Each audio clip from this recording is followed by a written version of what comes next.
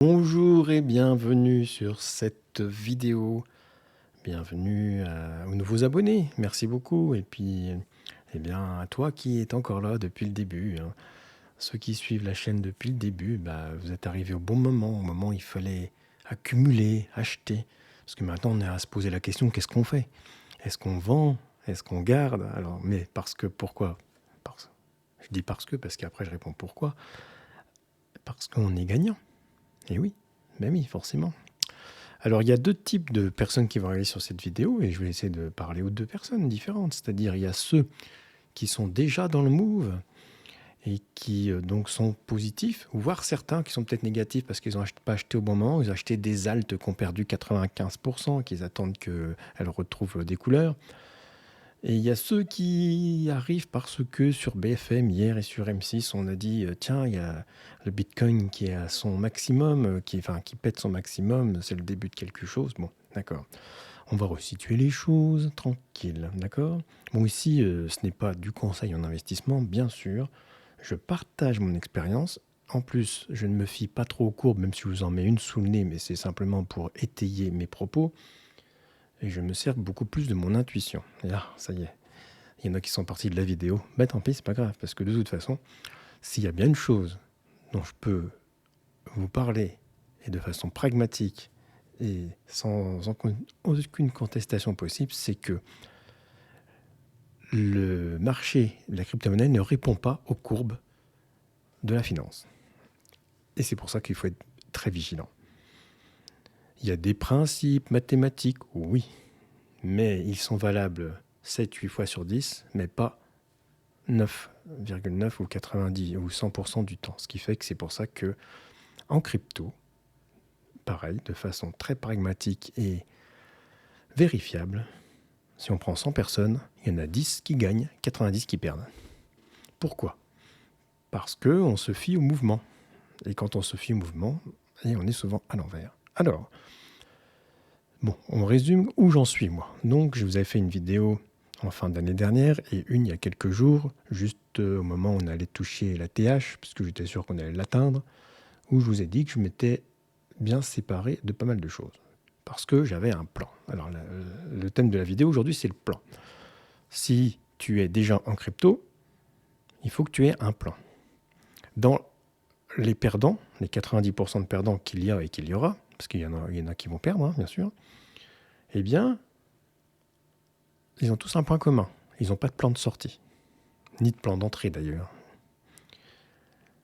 Alors comment on fait? C'est-à-dire qu'en gros, il faut avoir un objectif.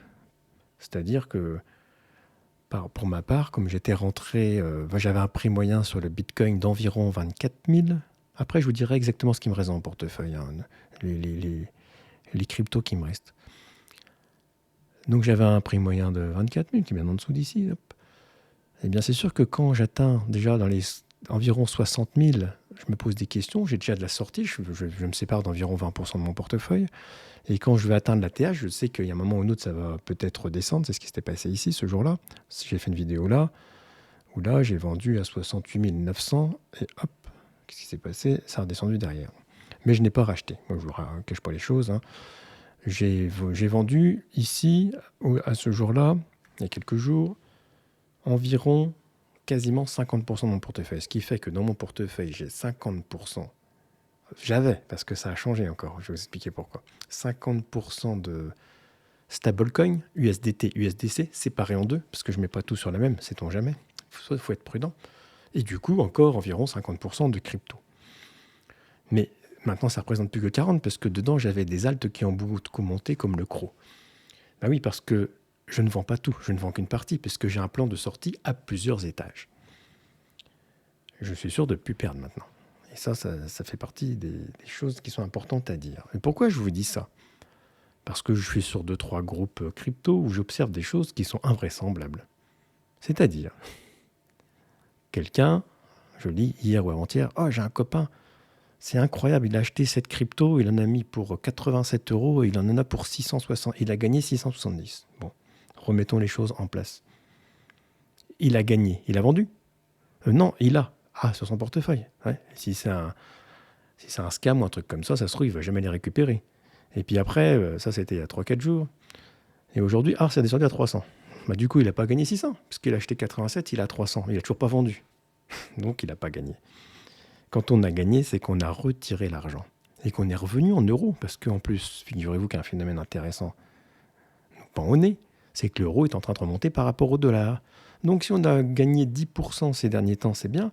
Mais l'euro, il a gagné 10% et le dollar en a perdu. Ce qui fait qu'en euros, on est assez stable. Attention, méfiance, on va bien ressortir en euros à un moment ou à un autre. Donc, la stratégie de sortie, elle est impérative. Et là, je vais vous poser une question. C'est pour ceux qui restent, sans savoir quand est-ce qu'ils vont sortir. Vous allez sortir à quel moment? À 80 000? À 90 000? À 100 000? 170 000? 200 000? Voilà. Si vous ne savez pas répondre à cette question, vous allez sortir trop tard. Vous allez sortir le jour, et ils arrivent toujours ces jours-là, parce que j'en ai connu 3, des phases descendantes, où vos altes, le Bitcoin, ça va, il fait des descentes de 30-40% en une journée. Mais c'est bon, ça fait déjà un peu mal. Mais si vous avez des altes comme certaines ont fait, on peut perdre 80, 90, 95%. On ne peut plus en sortir. Donc, il faut que vous ayez votre stratégie de sortie. Et la plus simple, elle est par palier. C'est-à-dire que voilà, moi j'ai vendu là, voilà. Donc maintenant, ma deuxième sortie, ce sera quand? Parce qu'on parle du futur, on est d'accord. Donc évidemment, là, j'étais à peu près à 50% de crypto et 50% de stablecoin. Par chance, ça a continué de monter. Donc, par proportion, j'ai plus de crypto maintenant que de stablecoin. Donc, je suis toujours en hausse. Et il faut bien que j'ai un deuxième palier de sortie. Alors, comme aujourd'hui, on est en train de nous parler à tous les particuliers que, ça va remonter. Bon, pourquoi pas? Alors après, oui, j'ai une deuxième target de sortie quand le Bitcoin atteint un certain niveau. Parce que les altes, c'est un peu différent, mais on va se fier pour l'instant qu'au Bitcoin, même si le plan, il est même pour toutes. Je pense que je revendrai une partie à 88-89 000. Peut-être de style 20%. En espérant qu'il aille jusqu'à 100 000. Comme ça, j'en ai encore toujours qui traînent. Et puis, pourquoi pas, un peu plus loin. J'ai une stratégie de sortie par palier. Et jamais je vends tout. C'est-à-dire que j'en garde toujours. Comme ça, je suis toujours dans le mouvement. Et je ne regrette jamais. Si tu es aujourd'hui en train de t'intéresser aux cryptos, et tu es resté jusqu'à la vidéo jusqu'au bout, là, tant mieux pour toi. Si aujourd'hui, si j'avais tout vendu, et pourquoi pas, des fois on pourrait dire, tiens, je vends tout, hop, j'encaisse. Donc moi, mon wallet est à fois 3,5 parce que fois 4, donc je suis quand même super bien gagnant. Et on ne parle pas de quelques dizaines d'euros, on est bien d'accord. Donc je pourrais aussi très bien dire, et c'est une bonne stratégie aussi, on vend tout et on rattaque. Donc si aujourd'hui je me lançais dans les cryptos, avec l'expérience que j'en ai des 3 derniers cycles, donc de plusieurs années, qu'est-ce que je ferais? Eh bien, j'achèterais par palier. C'est-à-dire, admettons que j'ai des économies, j'ai 10 000 euros d'économie. Bien sûr, si j'ai 10 000 euros d'économie, je ne vais pas mettre 10 000 euros sur les cryptos. Il ne faut pas être fou. Tu fais ton risque management et tu mets une partie sur certaines choses et une partie sur d'autres. D'accord? Et admettons que tu dis, je vais consacrer, parce que je peux me permettre 4 000 euros aux cryptos. Alors, je ne vais pas me mettre les 4 000 euros sur l'Ethereum, sur le Bitcoin, sur l'XRP, ou tous les trucs PP, ce que tu veux que tu vois, qui font des multiples de je ne sais combien. Non, tu vas rentrer intelligemment par palier. C'est-à-dire, tu peux commencer aujourd'hui, parce que personne ne peut prédire ce qui sera demain ou après-demain. Moi, je pense que plus on avance, plus on a de chances que ça redescende un petit peu, mais on est sur une tendance haussière, je confirme. Et que un jour ou l'autre, le Bitcoin ira bien aux 100, 150 000, 170 000, peut-être bien plus d'ailleurs, si j'ai déjà dit une fois, mais peut-être pas dans ce mouvement-là, donc méfiance. Donc tu as 4 000 euros à mettre, tu vas rentrer avec 500 déjà, ou 400, tu prends 10%, tu mets aujourd'hui. Tu attends 15 jours et tu remets, tu attends 15 jours et tu remets, et tu attends 15 jours et tu remets. Et ça va lisser ton prix d'achat. Ce qui fait que s'il y a une dégringolade pendant un mois et que ça remonte après, tu ne seras pas perdant et pas de façon importante. Et si ça monte, tu seras gagnant. Voilà. Et si je rentrais dans les cryptos aujourd'hui, qu'est-ce que j'achèterais? Du Bitcoin, de l'Ethereum, un token qui va avec ta plateforme, Voilà.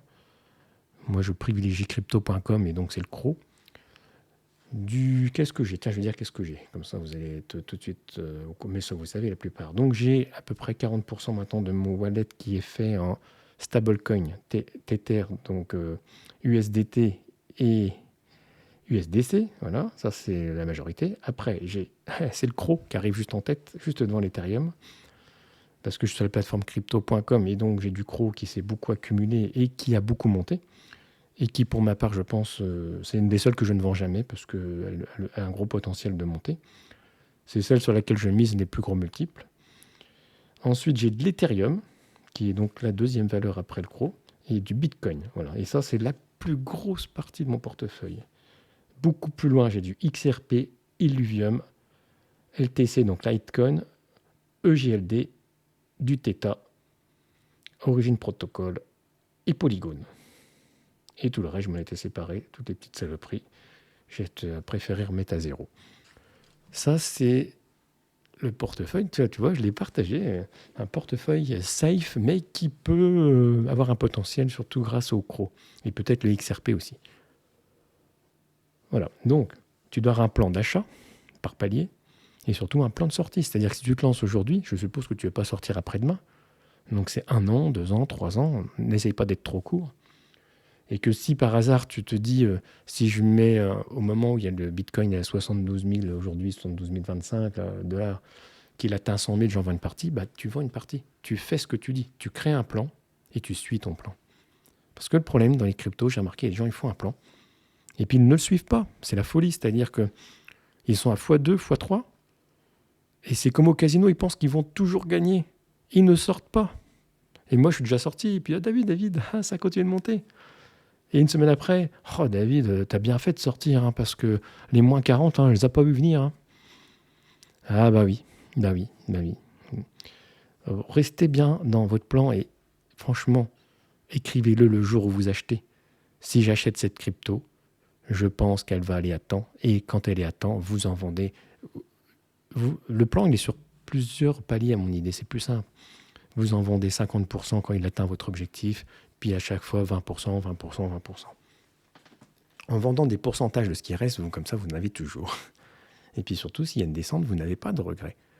Et bien sûr, les plans de vente sont au-dessus des plans d'achat. Quand vous êtes en perte, c'est plus le moment où il faut vendre. Quand vous êtes en perte, ce qui peut arriver, c'est là qu'il faut continuer d'acheter. Il n'y a que comme ça qu'on va gagner. Alors le plan d'aujourd'hui, c'est bien de suivre son plan. Et je pense que sur cette vidéo, il n'y en a pas 9 sur 10 qui ont un réel plan. C'est-à-dire que tant que ça monte, ils gardent. Mais seulement, ça veut dire que vous allez attendre que ça baisse pour vendre. Et quand on vend quand ça baisse, c'est pas souvent la meilleure idée qu'on a. Voilà. Bon, j'espère pour vous que vous êtes tous positifs de toute façon. J'espère, normalement c'est le cas. Mais comme j'ai connu de bull run et de bear market, on en avait des copains qui étaient tous positifs. Et puis se sont fait embarquer dans une descente en disant ça va reprendre. Et puis après, c'est parti pour 1 an, 1 an et demi. Aussi, petite parenthèse, on voit sur les réseaux, c'est le début du bull run. On voit sur les réseaux, cette altcoin n'a toujours pas atteint son ATH. C'est pas écrit quelque part qu'elles vont toutes atteindre l'ATH qu'elles ont eu. Il y en a beaucoup, et je vous l'ai déjà dit dans des vidéos précédentes, elles n'y reviendront jamais. D'accord ? Il y a des nouvelles alt qui sont arrivées, qui sont bien meilleures que celles-ci. Donc faites gaffe à attendre qu'un truc revienne comme c'était. La crypto n'est pas une copie, le futur de la crypto n'est pas une copie du passé. Et vous le voyez aujourd'hui. Ce qui se passe aujourd'hui, si on avait écouté tous les spécialistes, ça devait arriver après le halving. D'accord ? Le halving, il est le mois prochain. D'accord ? Donc, ça veut dire que c'est différent. Donc, si c'est différent, ça ne sera pas pareil. Il faut rester pragmatique. Hein. Vous savez, en plus, je suis une chaîne d'intuition, mais j'aime le pragmatisme quand même. Il faut quand même savoir observer ce qui se passe. Pas ce qui s'est passé, puisque ce qui va se passer ne sera pas ce qui s'est passé. C'est très important. Et que si tout le monde pensait qu'on était au début d'un bull run après le halving, qui c'est qui dit qu'on n'est pas là dans le bull run ? Normalement, on y est. Si on est positif, c'est qu'on est déjà dans le bull run. Donc faites attention et ne vous laissez pas embarquer dans des mouvements faux et qui ressemblent à ceux du passé.